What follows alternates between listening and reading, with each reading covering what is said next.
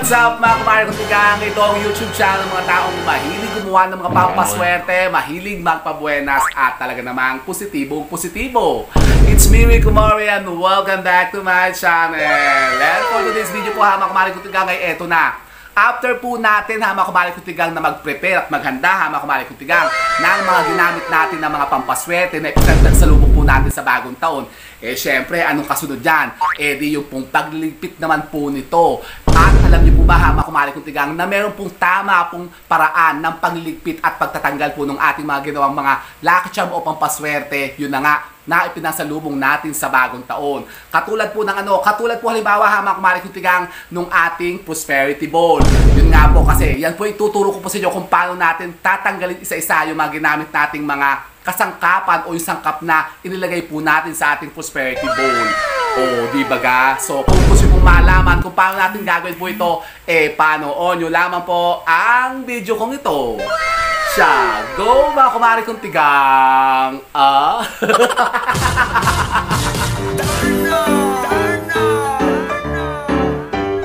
Ayun na nga po mga kumare kong tigang, isang mapagpalang araw naman po sa inyong lahat at yun na nga po. Ito pong ating aralin po ngayon mga kumare kong tigang o itong gabay na gagawin po natin ngayon eh ang pagtatanggal naman po ng ating mga ginawa naman po mga pampaswerte na ihanda po natin na pangsalubong nga sa bagong taon.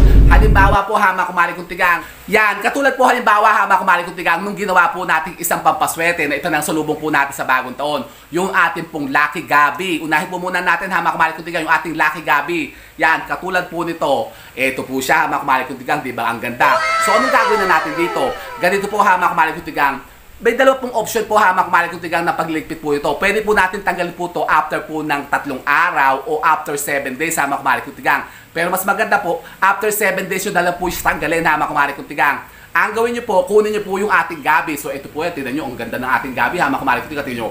Putos na talagang bintog na bintog. So, anong gagawin na natin dito? Tanggalin nyo po yung mga ribbon na mga kumare kong tigang, pero huwag nyo pong itatapon kasi pwede nyo pong gamitin yung mga ribbon natin na pula kasi alam nyo po ba yung mga ginagamitan ng mga ritual ng ribbon na pula, eh mas na-activate po yung power nila. Tapos yung pong ating gabi, eh pwede nyo po yung kainin ha, mga kumare kong tigang, iluto po ninyo. Isahog nyo po sa sinigang o sa mga, ano ba yung mga yung binaribod. Yun.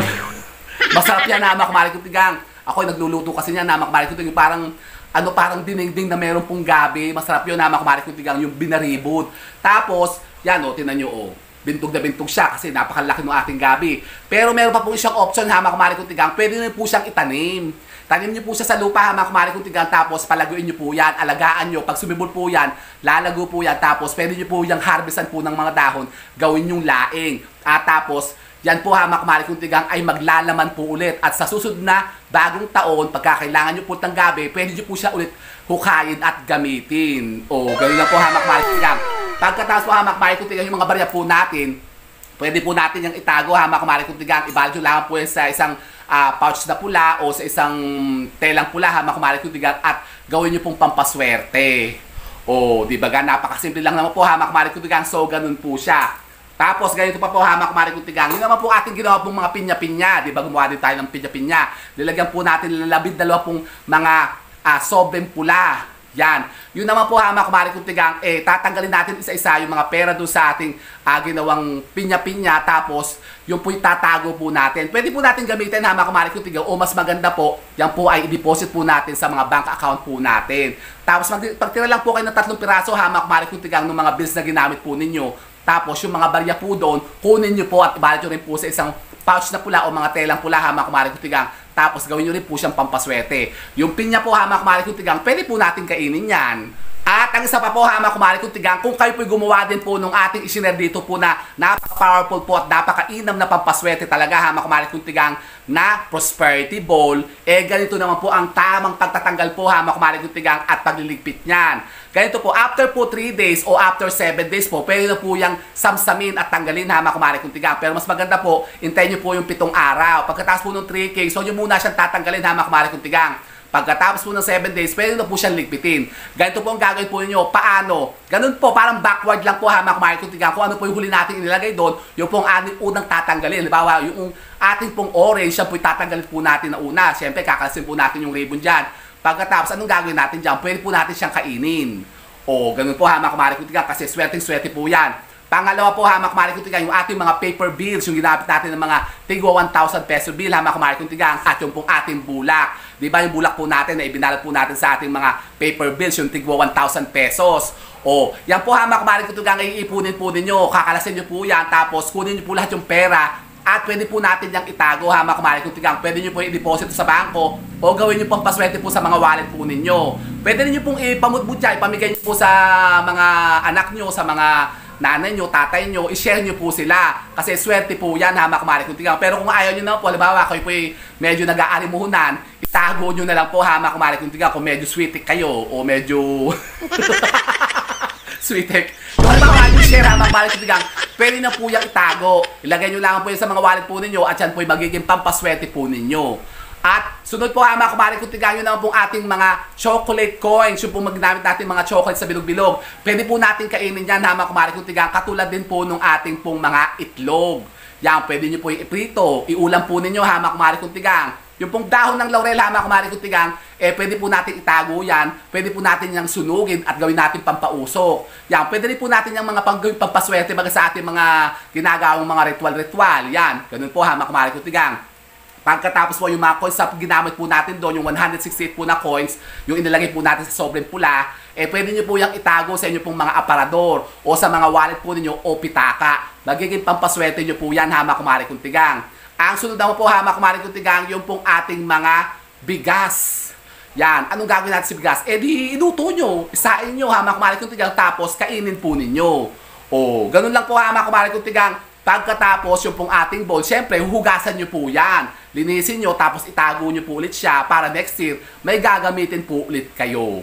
O, ganun lang po, hamak kumari kung tigang. Pero ang pinaka-importante po dyan, hamak kumari kung tigang, dapat po yung mga ginamit natin ng mga kasangkapan na yan, mapakinabangan pa rin po natin. Yan, katulad po ng mga pwedeng kainin nyo po, huwag nyo pong itatapon, hamak kumari kung tigang. Yung po namang mga pampaswerte ng mga pera, mga coins, yan, yung mga ribbon po, yung pong mga bulak, yung dahon ng laurel, itago nyo po yan. Pwede nyo po silang ibalot po sa isang pouch na pula o telang pula, hamak kumari kung tigang. Tapos ilagay nyo po sa mga bag po ninyo o isabit nyo po sa may pintuan po ninyo para patuloy pa rin po siya makatrack ng mga sinasabing mga positive energy na magpapaswerte po sa inyo. O, di ba ga? Ganun lang po, hamak kumari kung tigang. Pagkatapos, ganun pa rin po, invite pa rin natin, hamak kumari kung tigang, yung positivity sa buong taon ng 2025 para talagang tayo swertihin na, hamak kumari kung tigang. At ang pinaka-importante sa lahat, kayo naman po, hamak kumari kung tigang, kumilos na.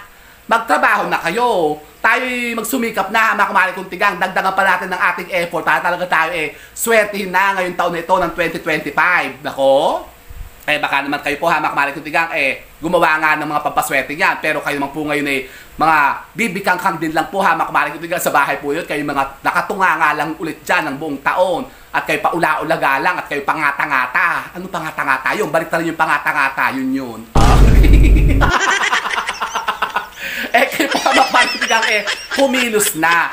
Baguhin na po natin, hamak kumari kung tigang, yung mindset natin sa pagpapaswerte. Hindi ko mo tayo gumawa ng mga pampaswerte yan nung bagong taon. Yung sinasabing mga, yan, pagpe-prepare po nga po ng mga bilog-bilog na mga prutas na ganyan, tayo po yung talagang suswerte na. Yan po, hamak kumari kung tigang, sasabayan pa rin po natin ang pagkilos at paggawa, hamak kumari kung tigang. Kaya ang dami ko pong nabasang po sa, sa FB, nako, sabi, ang sinwerte daw sa paghahanda daw po ng mga bilog-bilog yung mga tindera o yung mga nagtinda daw po ng mga prutas na bilog-bilog. Sila daw po ang sinwerte nung bagong taon. O tama nga naman kasi sila po yung maraming benta.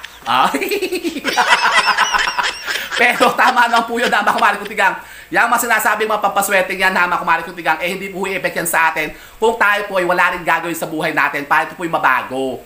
Yan. Tayo po'y kumilos ngayon, hamak kumari kung tigang, imbibe natin yung positivity ng sinasabing kaswertehan na hatid po nito. At syempre, yun na nga, magtrabaho po tayo para talaga yung mga inaasam-asam natin na mga kaswertehan sa taong ito ibigay na po sa atin ng ating Panginoon. O di ba? At ang pinaka-importante sa lahat, tayo po'y laging manalangin at humingi ng gabay sa ating poong may kapal para yung mga sinasabing mga kaswertehan na yata at mamimiti-biti natin mga biyaya ng buhay ipagkaloob na sa atin. O, di ba ga?